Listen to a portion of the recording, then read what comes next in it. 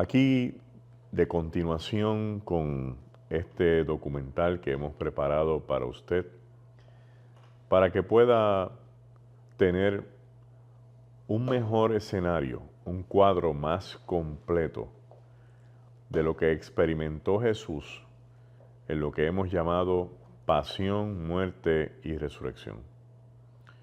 Ubiquémonos en la cruz, en el área del Gólgota, ya sábado en la tarde, a punto de terminar el día sagrado conocido como el Shabbat judío. Es hora de bajar el cuerpo. No hay mucha gente que esté disponible para ayudar. El texto nos invita a reflexionar sobre estos dos amigos, conocidos como José de Arimatea y Nicodemo, que recurren a Poncio Pilato para ver de qué forma pueden darle sepultura al que era aquel maestro de Galilea conocido como Jesús de Nazaret. Eventualmente el permiso es otorgado conforme al texto bíblico y José de Arimatea facilita su tumba. En el mundo de Jesús, en ese siglo I, no todo el mundo tenía una tumba. Solo aquellos que tenían capacidad económica podían mandar a hacer la tumba, pues estas tumbas se excavan dentro de pequeñas montañas, mogotes o montes, haciendo una cueva. Adentro distribuyen las recámaras de acuerdo al número de los miembros de la familia, pues son tumbas familiares. Usualmente la esposa, el esposo y si tuvieran hijos también. De tal suerte que José de Arimatea, un hombre rico que se supone que pertenecía al gran Sanedrín judío, logra conseguir el permiso para obtener el cuerpo ya muerto de Cristo y enterrarlo en su tumba personal. Pero empiezan los dilemas sobre se van a robar el cuerpo, hay que poner seguridad, las autoridades judías, entiéndase, los principales dentro del gran Sanedrín, como pudieron haber sido el sumo sacerdote y el segundo al mando, hablando sobre Anás, Caifás, que tienen una relación personal de suegro y yerno, en el reclamo de que pongan soldados, que se selle la tumba, porque tienen temor, no de que Cristo resucite, de que se roben el cuerpo y entonces surja esta historia de que Jesús ha resucitado. Si miramos con detenimiento y evaluamos este tipo de tumba en la antigüedad, estamos hablando, como le hice referencia ahorita, a una cueva, pero afuera, en la entrada, van a construir un canal para que una piedra gigantesca movida con un gran palo ruede por el canal, selle la tumba. Para asegurar que la tumba está sellada, se va a poner pintura que vaya desde la parte del monte, que cruce toda la piedra y llegue hasta la otra parte, demostrando que no va a haber quien la mueva y que si alguien la mueve se va a notar porque nunca va a quedar igual.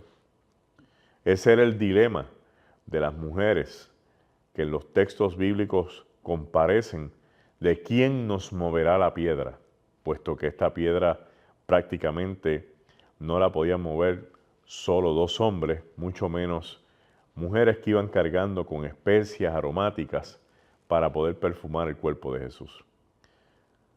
Jesús entonces es puesto en la tumba de José de Arimatea, se sella la tumba, como les acabo de explicar, y ponen guardia, soldados, al frente para que no se roben el cadáver. Pasa la noche del sábado y entramos en la mañana del domingo, Y aquí la costumbre es de ver cómo se preserva este cuerpo por el mayor tiempo posible. En la tradición judía, si un cuerpo lograba ser enterrado en este tipo de tumba, yacía sobre lo que sería una plataforma en piedra, como si fuera una camilla, pero de piedra, envuelto en sábanas, cubierto totalmente, y ahí se iba deteriorando poco a poco hasta que solo quedaran los huesos. Una vez quedaran los huesos, entonces se preparaba una caja del tamaño del hueso del fémur, que es el hueso más largo del cuerpo, y del ancho del cráneo. Asunto de que todos los huesos del cuerpo se pudieran poner dentro de esa pequeña caja. Y la gente en ocasiones cargaba con las cajas de un sitio a otro. Los huesos con el tiempo se iban a pulverizar, a convertirse en polvo, como dice el texto bíblico, que el espíritu va a Dios, que fue quien lo dio, y el polvo vuelve al polvo, como plantea Eclesiastés.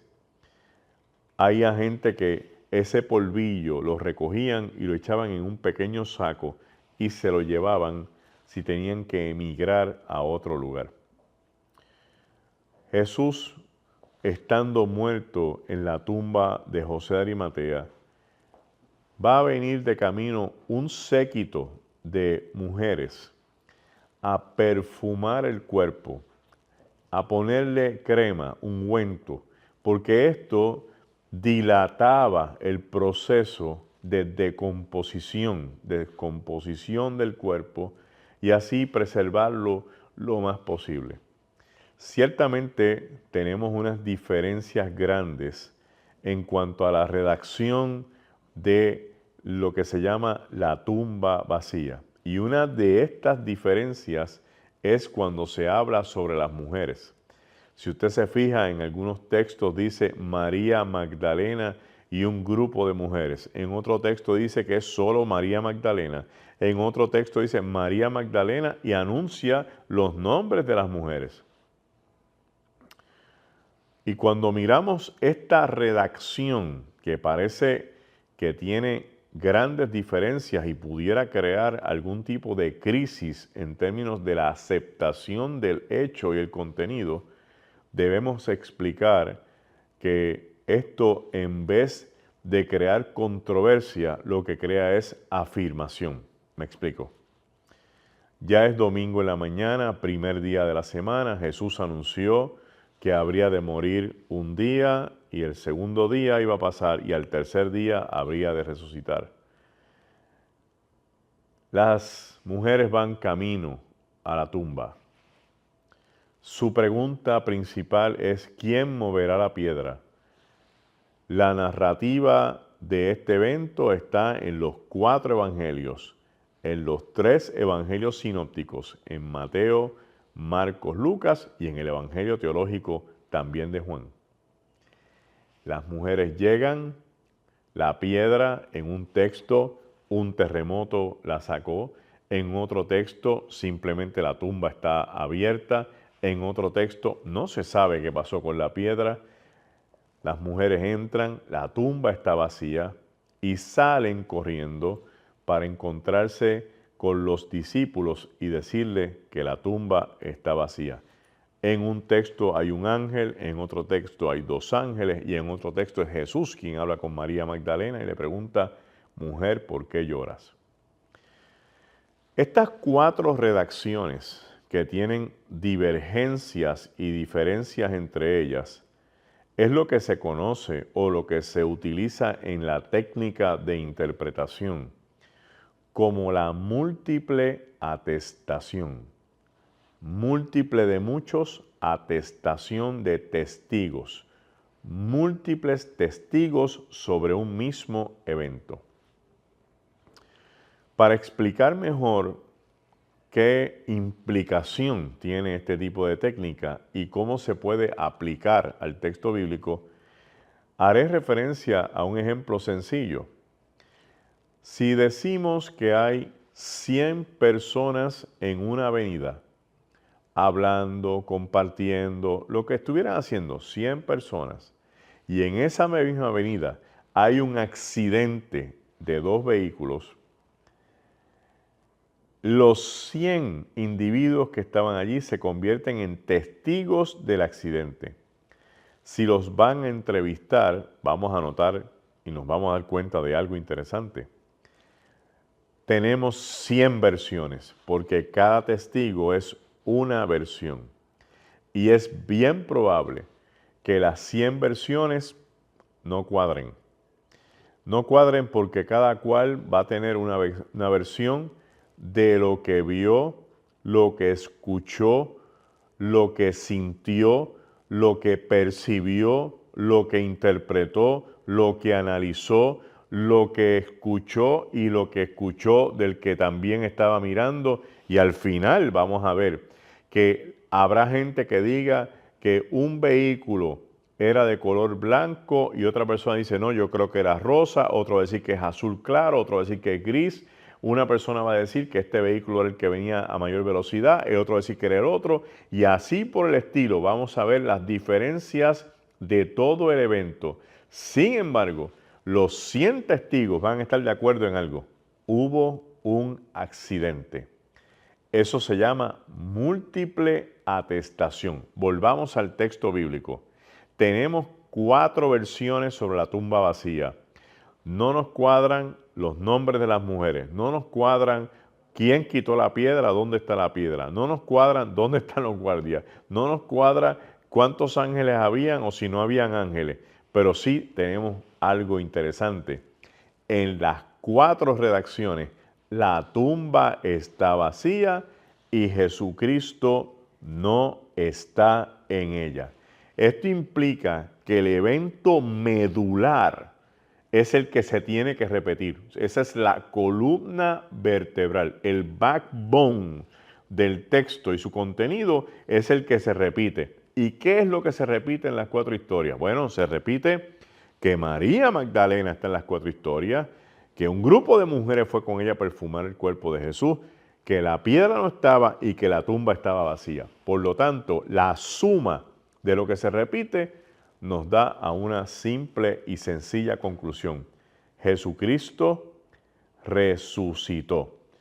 Para añadir y evaluar que no se habían podido robar el cuerpo, los próximos en conocer que la tumba está vacía son los hombres. Si estos se hubieran robado el cuerpo, no habría por qué ir a informarle, porque entonces el cuerpo ya estaba en manos de ellos. Y tenemos que abundar sobre de esto porque es una de las razones por las cuales el texto bíblico es bastante atacado sobre la supuesta resurrección de Jesús, en cuyo caso hay personas que nos atacan diciendo que el cuerpo se lo robaron. Mire, los discípulos estaban aterrorizados porque en el tiempo de Jesús se arresta y se crucifica el líder y eventualmente se persigue a todos los miembros del movimiento.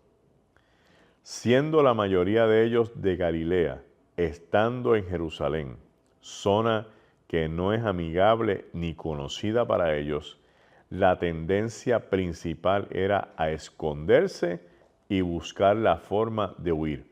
Por eso es que Simón Pedro le dice a los demás, yo no sé qué van a hacer ustedes, pero yo regreso a Galilea.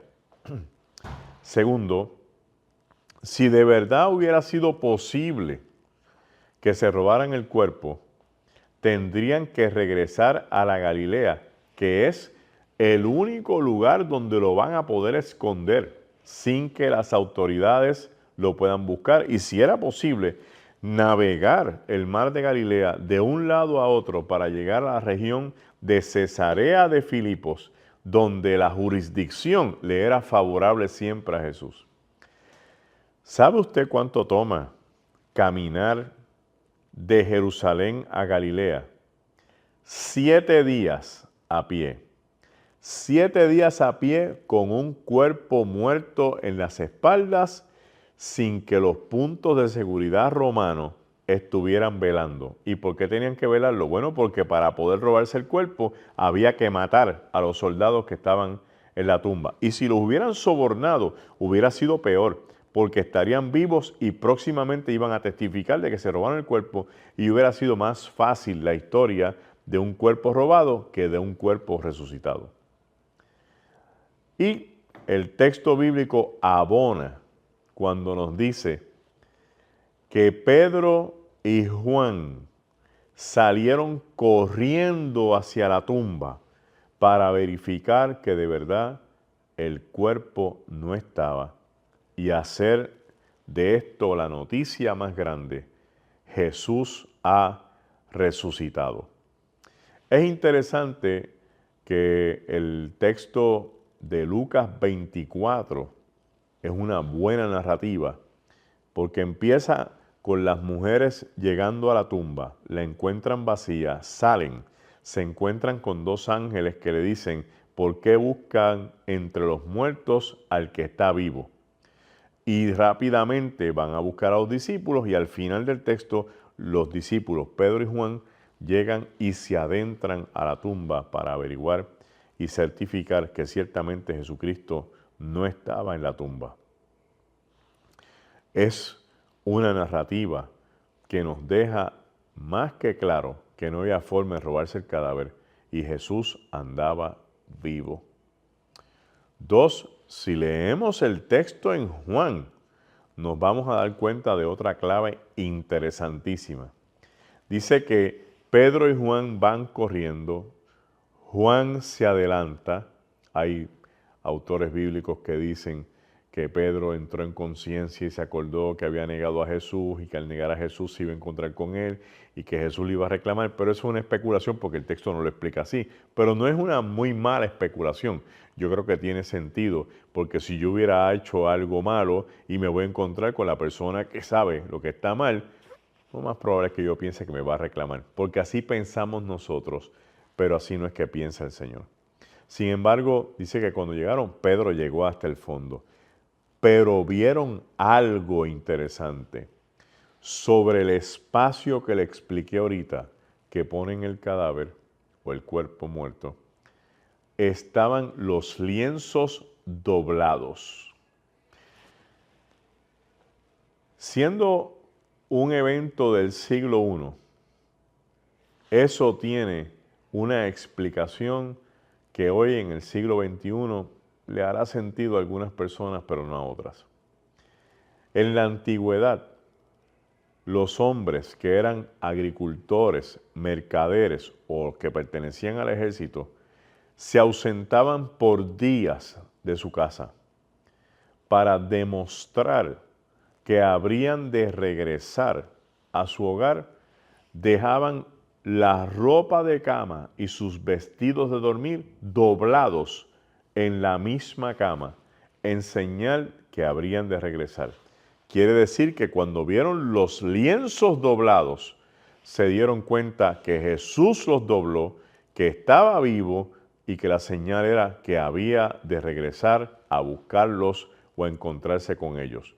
Así que en la mente del discipulado ya estaba la expectativa: Jesús está por ahí, está vivo y se va a encontrar con nosotros. Lo mismo pasaba cuando las personas se levantaban de la mesa, doblaban el pequeño paño que servía tipo servilleta, diciendo que se levantó, pero no porque había terminado, sino que habría de hacer algo, pero regresaba a la mesa nuevamente. Jesús estaba mandando una señal a su discipulado de que Él estaba vivo y habría de regresar. Es interesante que entonces tenemos ahora todo un mundo detrás de Jesús.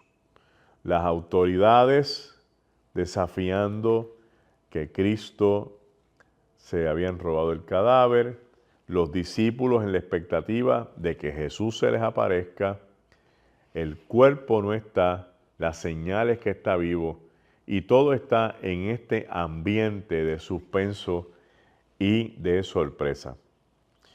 Una de las teorías grandes que vivió por mucho tiempo, y lo sabemos porque Mahoma en el siglo VII la resucita y la incorpora en el Corán, que es el libro sagrado del mundo islámico, o sea, de los musulmanes, era que Jesús no había resucitado porque no llegaron a matarlo en la cruz. Y eso siempre se habló como uno de los mitos o una de las historias sobre Jesús. Mahoma entendía que a Jesús lo habían arrestado, lo conocía como si fuera un profeta. Digo que lo conocía, ¿verdad? Porque que tenía conocimiento sobre Jesús como profeta en el mundo islámico, no como el Hijo de Dios, y que la historia que pululaba en el ambiente, que se decía sobre los enemigos del cristianismo, era que Jesús no había muerto en la cruz, por lo tanto no tenía que resucitar. Eso implicaba que habían crucificado a otro y que una secta secreta se había llevado a Jesús vivo. Pero después de eso nunca más se supo qué pasó. Que si estuvo vivo, dónde murió, qué fue a hacer, dónde lo escondieron. Así que el cuento termina tratando de eliminar la crucifixión y por consecuencia el efecto de eliminar también la resurrección. Había otro movimiento en el ambiente llamado el gnosticismo, producto de un movimiento llamado el neoplatonismo, que establecía que Jesús había alcanzado un nivel de espiritualidad tan alto que no había forma de que muriera, así que no hacía falta resucitar porque él era más espíritu que cuerpo. Otro movimiento planteaba que nunca lo crucificaron porque Jesús era una expresión espiritual que había asumido una apariencia física para que todos los que le vieran lo pudieran identificar.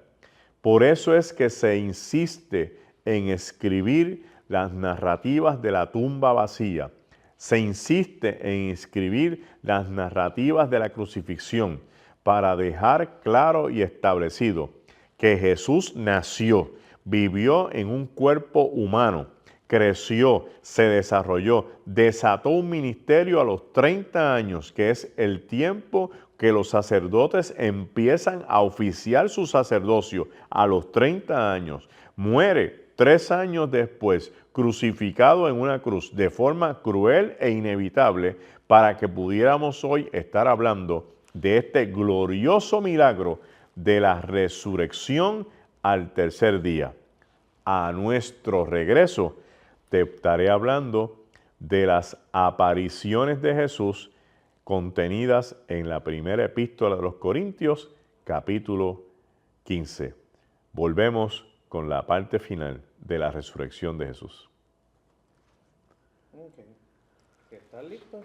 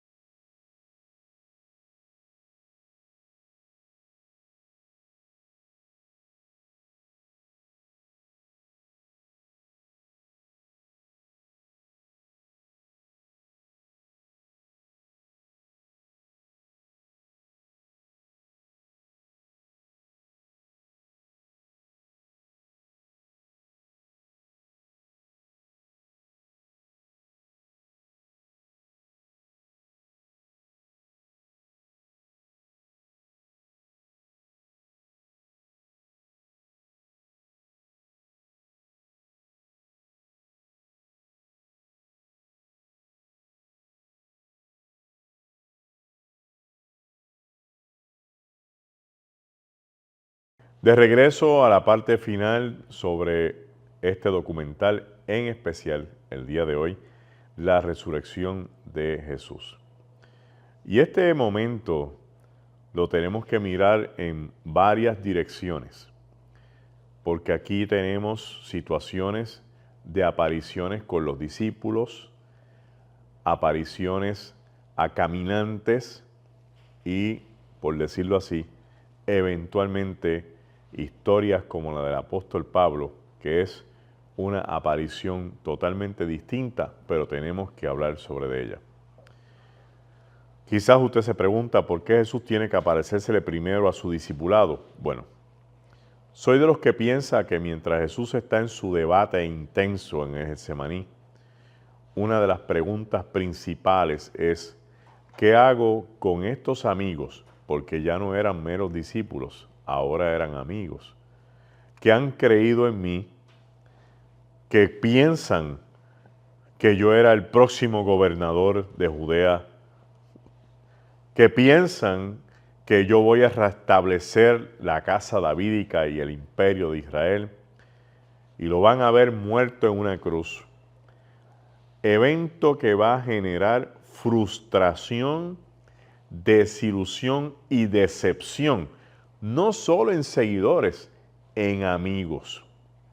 La única manera para remover los escombros de esos sentimientos en la profundidad del alma y en los armarios de la mente es que el Cristo resucitado se les aparezca y les haga ver que Él cumplió lo que les había dicho, que al tercer día habría de resucitar. Por lo tanto, Jesús comienza sus apariciones con su discipulado y vamos a hablar de algunos de ellos y entre ellos, cómo no, el más quizás impactante es Pedro.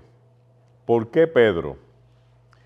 Pedro tiene un evento único que no lo tiene ningún otro de los discípulos de Jesús. Y es que cuando él quiso capturar la atención de Jesús, como diríamos en el argot nuestro, llamar la atención, diciéndole a Cristo que aunque todos lo negaran, él no lo habría de negar, Jesús le anuncia que antes de que el gallo cante 2 veces, él lo habrá de negar 3. Y específicamente, la noche del arresto, en el patio de la casa de Caifás, donde Cristo va camino a un calabozo, Pedro niega a Jesús 3 veces. Dice el Evangelio de Lucas, en la narrativa sobre este evento, que Pedro vio a Jesús cuando lo negó por tercera vez y Jesús lo está mirando. Y entonces concluye, y Pedro lloró amargamente.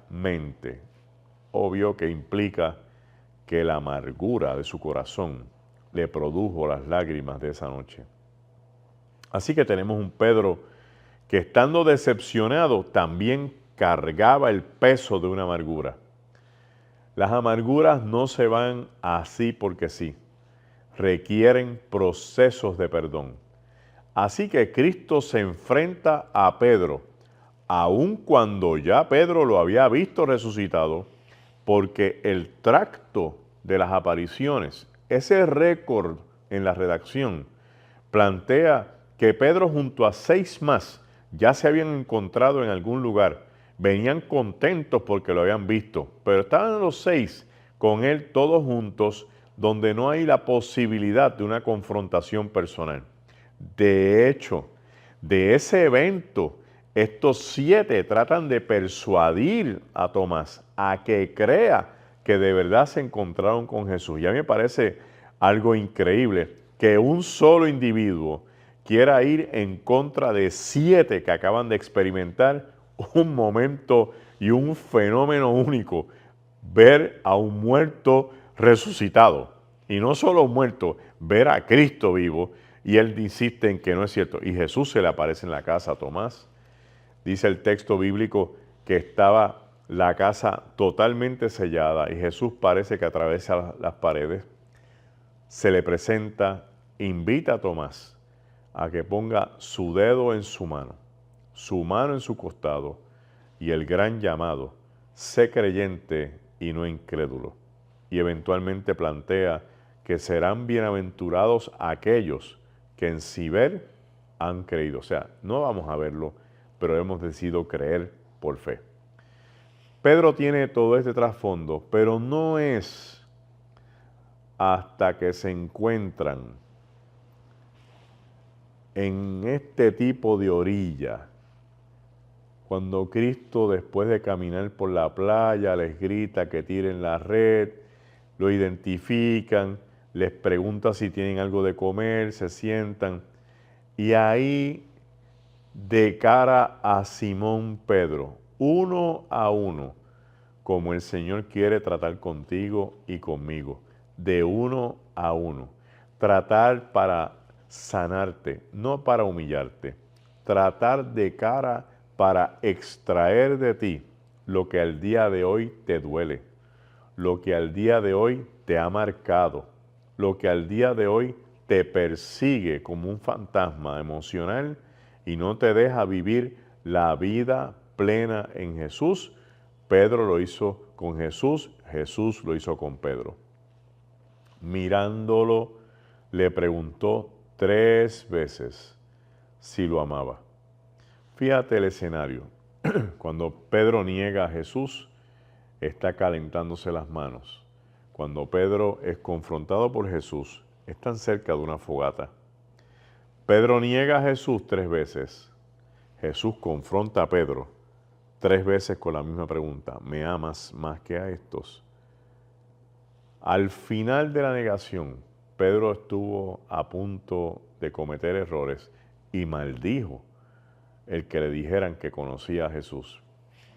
Ya cuando está frente a Cristo, rendido por sus preguntas, le dice: Señor, tú sabes todas las cosas. Tú sabes que te amo. ¿Cómo traducimos esto frente a un Cristo resucitado? Es decir, no hay manera que te engañe.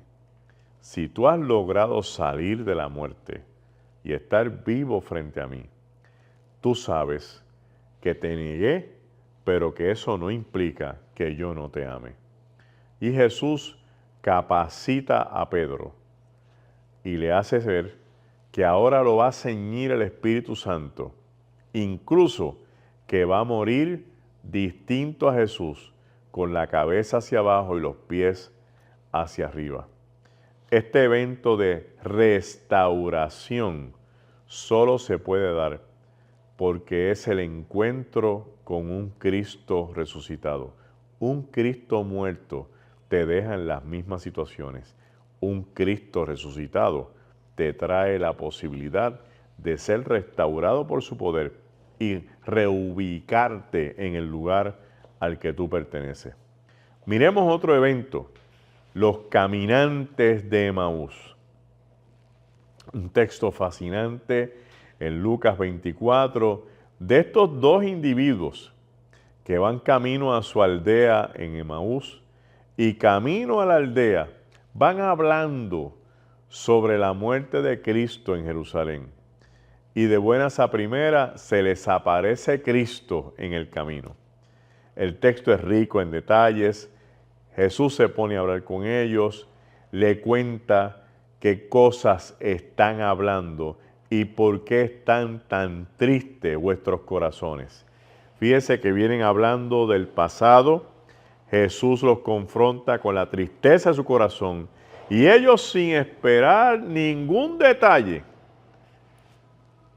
no pierden el tiempo y le hacen toda una narrativa diciéndole a Cristo incluso que si es el forastero que no sabe las cosas que han acontecido en Jerusalén recientemente. Sabrá Cristo la historia que había ocurrido. Él es el protagonista de esa historia. Él es de aquel de quien se habla, que es el muerto. Él es el que acaban de crucificar. Él es el centro de la noticia. Y ellos le dicen forastero. siguen caminando, llegan a la casa y cuando parten el pan, dice que sus ojos son abiertos y vieron al maestro y alegan que ardían sus corazones. Esta es una historia fascinante. Mire cómo lo vamos a interpretar en el sentido de que esto está disponible para ti, para tu familia, para tu casa, para los tuyos, para toda la gente que nos esté escuchando en esta hora. Tú puedes ir triste por el camino, frustrado, porque las historias que has escuchado son las más deprimentes, las que son de desilusión, de frustración y de crisis, de un Cristo muerto. Sin embargo, y sin darte cuenta, Jesús está caminando contigo por el camino. ¿Sí? El Cristo vivo sigue detrás de ti, caminando para escuchar las frustraciones de tu corazón. Pero no te va a atender en el camino. Quiere llegar hasta tu casa. Y en tu casa, abrirte los ojos, dejar su presencia, impactarte y que las tristezas del corazón en el camino no lleguen a tu casa y que si llegan sean convertidas en alegrías del Espíritu de ver a un Cristo resucitado que logra transformar las mentes, el corazón y las historias del camino. Ahora quiero dedicar esta otra parte a las apariciones que hace el apóstol Pablo en la primera epístola de los Corintios, capítulo 15, versos del 1 en adelante. Es interesante que esta narrativa pertenece a un hombre que no es de los originales, que no es fanático de la iglesia y tampoco es fanático de Jesús. Hoy día algunas áreas de los segmentos de la vida y de seres humanos lo critican altamente, lo señalan, lo juzgan y quieren hacer ver muchas cosas. Por ejemplo, hay gente que ha dicho, Jesús no existe. Lo que sabemos de Jesús lo escribió Pablo, que no caminó con él. Y las historias del Evangelio son historias alteradas del camino. ¡Wow! Tremendos planteamientos. Quiero que sepas que hoy día, en términos académicos, el nivel de discusión sobre la existencia de Jesús casi ya no existe. Ya casi todo el mundo acepta que Jesús existió. Los temas de controversia son otros, pero no es existencia. Sobre que Pablo es el primero que escribe sin haber caminado con Jesús, es que el evento cumbre del apóstol no es haber caminado con Cristo, es que se le presentara en su vida un Cristo resucitado que lo invita a caminar con él después de la resurrección y no antes. Yo entiendo que eso es más fascinante que haber caminado con él por la tierra, que estar ahora caminando detrás de él, resucitado, habiendo tenido victoria sobre la muerte. Pablo suelta su silla en el judaísmo, se mueve del fariseísmo, sale de la estructura del Sanedrín que le había dado cartas para perseguir al movimiento de Jesús y ahora lo tenemos proclamando el reino de los cielos y al Cristo resucitado. Y en este capítulo particular, Pablo nos da una joya y nos dice que Cristo sí resucitó de los muertos. Y el primer turno dice que se le apareció a 500 hermanos. El libro titulado The Case of Christ, de Lee Strobel, un hombre que no creía en Jesús y decidió hacer investigaciones y se encuentra que en sus investigaciones Jesús lo va empujando a creer. Él consulta una socióloga.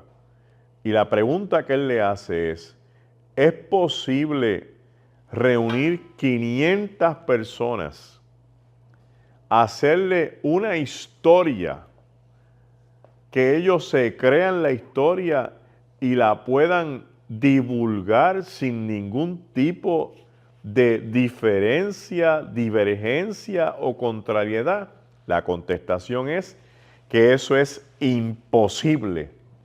Usted puede poner mucha gente de acuerdo, pero va a haber diferencias en cuanto a lo que van a contar. Y segundo, si usted reúne 500 personas para que estas personas compren una mentira de que Jesús había resucitado y se van por ahí contando la mentira, en algún sitio se cae porque hay un postulado filosófico que dice que la mentira no se sostiene.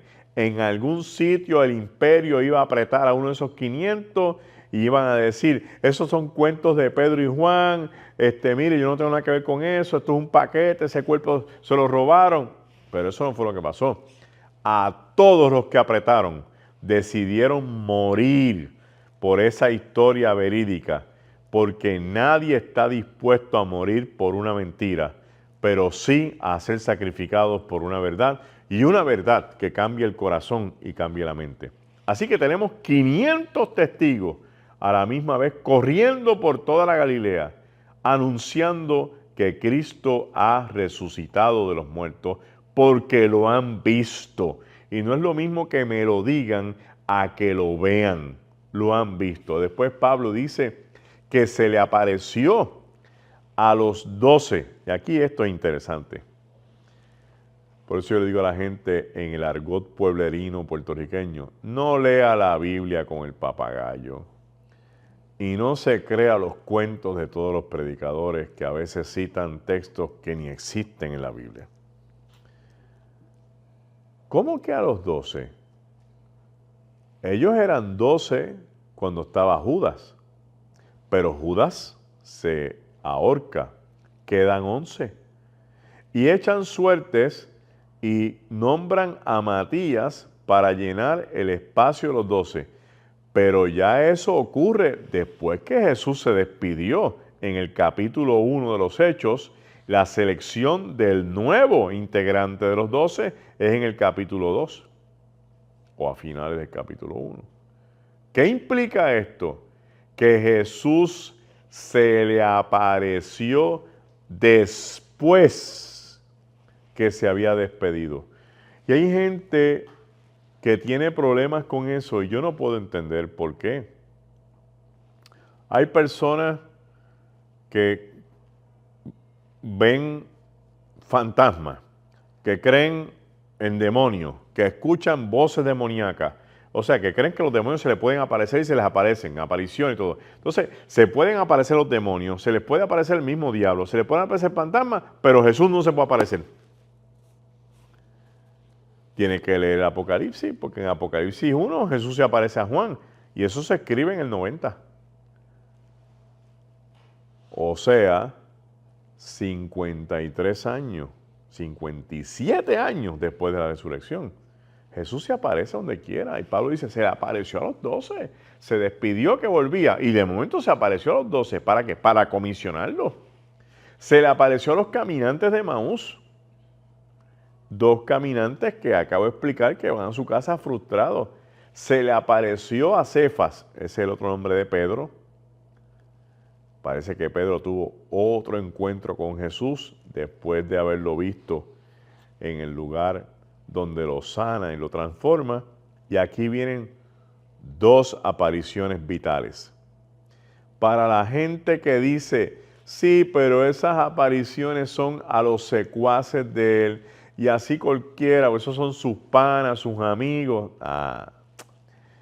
Dice Pablo que se le apareció a Santiago. Yo creo que tú sepas quién es Santiago.